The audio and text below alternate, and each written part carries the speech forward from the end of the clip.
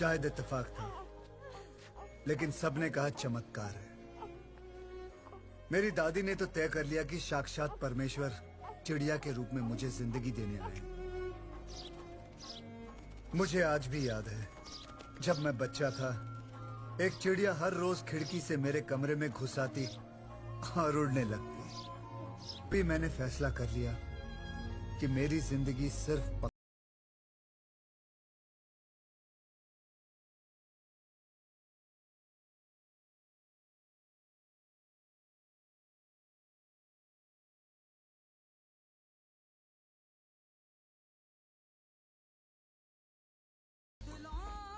और मैं ornithology professor भी बन गया।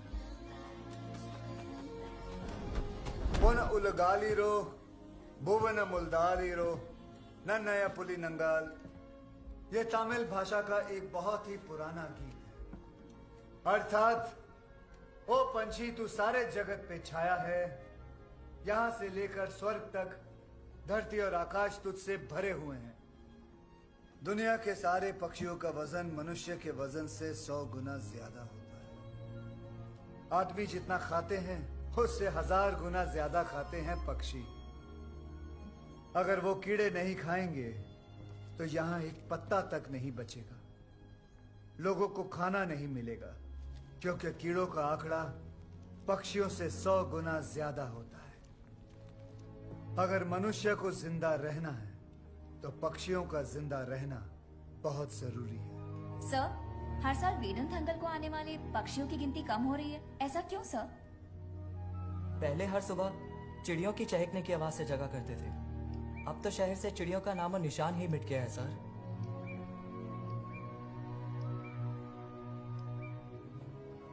–1996 में हिंदुस्तान में सेलफोन इंट्रोड्यूस किया गया। उसके बाद से ही पक्षियों की गिनती कम होती चली गई, खास करके चिड़िया की। इसका नाम है आर्टिक टर्न।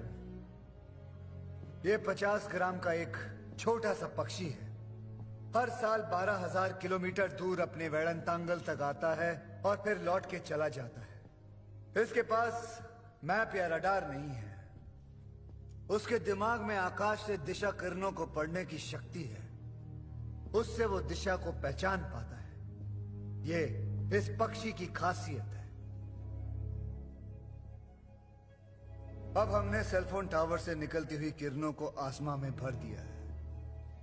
इससे पक्षियों के दिमाग के अंदर की रेखा ग्रहण शक्ति आहिस्ते आहिस्ते खत्म होती जा रही है।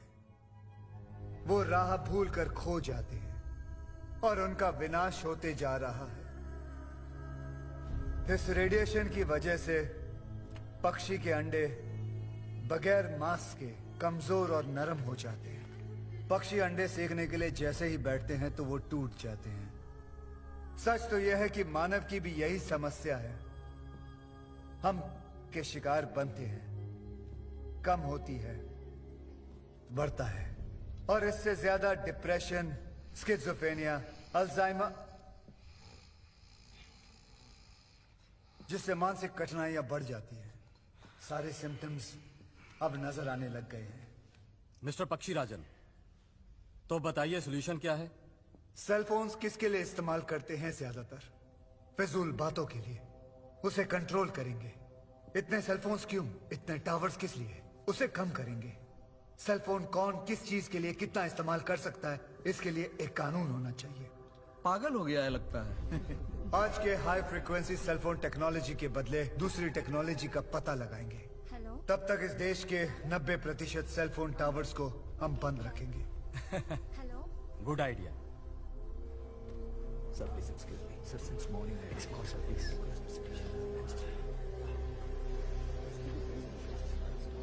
Save bird, save earth. Save bird, save earth. Don't kill, don't kill. Don't kill birds. Save bird, save bird. Save bird, save earth. Don't kill, don't kill. Don't kill birds. Save bird, save earth.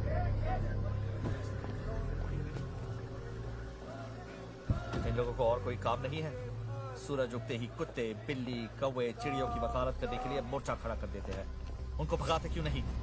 मैंने बोला जाने को sir, बोले आपसे मिले बिना नहीं जाएंगे।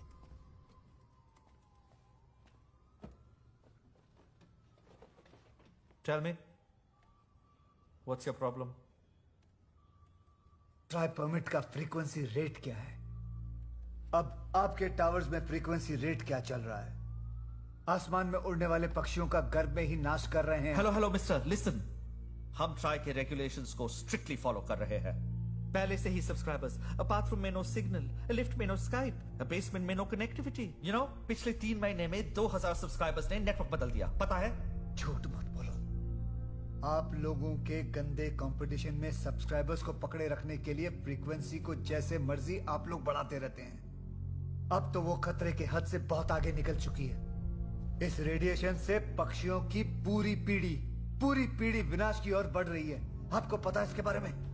ज्यादा एग्जैजरेट कर रहे हो। सेलफोन रेडिएशन से ही बर्ड्स का विनाश हो रहा है, इसका कोई साइंटिफिक प्रूफ नहीं है। You know that?